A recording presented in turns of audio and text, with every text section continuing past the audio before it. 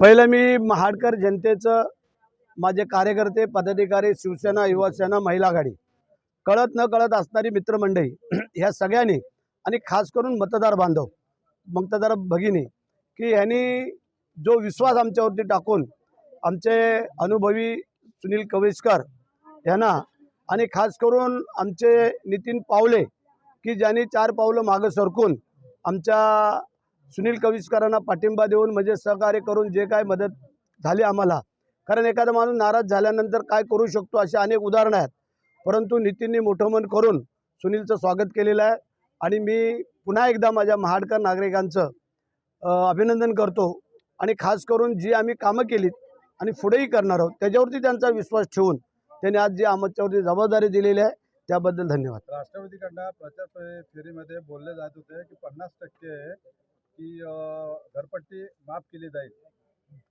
नाही, ठीक आहे ना, काही गोष्टी बोलण्याला पैसे द्यावे लागत नाही आहेत, पण काम करायला पैसे द्यावे लागतात. त्याप्रमाणे नगरपालिकेची स्थिती, परिस्थिती, लोकांची स्थिती त्याच्यावरती आम्ही सगळे विचार करू आणि मग ठरवू. एक प्रकारे हा तुम्ही तटकरे साहेबांचा आपण पराभव केला, काय सांगा? ठीक आहे, आता ही निवडणुका जनतेच्या हातात असतात आणि जनता जे ठरवल ते तुम्ही आम्ही कोणच काय करू शकत नाही आहे आणि जनतेने दाखवून दिलं इथं फक्त शिवसेना आणि शिवसेनाच, बाकी काय नाही. आणि म्हणून त्यांनी आमच्याकडे डोकावून बघू नये हा एक छोटासा इशारा आहे. रायगड जिल्ह्यात त्या एकदम बोटावर मोजण्यात पडलेले आहेत, तुम्हाला असं वाटतं तुम्ही कुठे कमी पडले? फार दुःख झालं. नाही, कमी आम्ही नाही पडलो. त्याचं कारण असं आहे की ह्या निवडणुकाच अशा असतात म्हणून माझी सक्त ताकीद होती की मी एक 10 वर्षापूर्वी जो अनुभव घेतलेला होता जिल्हा परिषद पंचायत समितीला, माझी शिवा तांबे म्हणून एक पंचायत समितीची बिरवाडची सीट 3 मतांनी गेली होती. 5 मतं आणायची त्याच्याकडनं राहून गेली होती स्वतःची आणि 3 मतांनी सीट गेली. तेव्हापासून मी ठाम सांगतो, जरी अहमदाबाद, बडोदा, सुरत, मुंबई, ठाणे, पुणे, गुजरात कुठेही जरी मतदार असले तरी त्यांना घेऊन यायचे, ही माझी सक्त वॉर्निंग होती. विचारा त्यांना.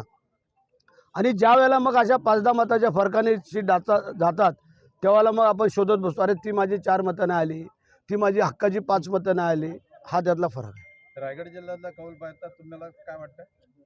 काय वाटतं म्हणजे मला तरी आता असं वाटतंय की 1 नंबरला आम्ही राहू, 2 नंबरला बीजेपी राहील. महाड नगरपालिका म्हणजे जगतापांचीच वर्चस्व होतं, आता ते गोगावलेंचं वर्चस्व नाही, गोगावल्यांचं असं आम्ही नाही कधी म्हणणार. हे माझे कार्यकर्ते, पदाधिकारी, जनताने महाडकरांचं वर्चस्व आहे. लक्षात आलं का? हे असं वैयक्तिक कोणाचं वर्चस्व सांगून मागून मिळत नसतं, त्याला मेहनत करावी लागते आणि त्या मेहनतीचं फळ आज आम्हाला मिळालेलं आहे. तर गोगावल्यांचं वर्चस्व नाही आहे. माझ्या खास करून माझे कार्यकर्ते, पदाधिकारी, शिवसेना, युवासेना, महिला आघाडी आणि खास करून महाडकर नागरिक यांचं मी अभिनंदन. नगरपालिकेमध्ये थोडक्यात तुमची सत्ता हुकलेली आहे, भविष्यामध्ये तुम्ही असाच आता जो विकास तुम्ही ज्या पद्धतीने केला गेल्या 2.5-3 वर्षामध्ये हा विकासाचा ट्रेंड असाच चालू राहणार का? 100% सत्ता हुकलेली नाही, सत्ता आलेली आहे. नगरसेवक 1-2 कमी पडलेत आम्हाला, पण हरकत नाही आहे. आता बघूया अजून आगे आगे क्या होता है. राजकारणात सकाळचा माणूस दुपारी कुठं असेल आणि दुपारचा संध्याकाळी कुठं असेल हे सांगू शकत नाही. चलो.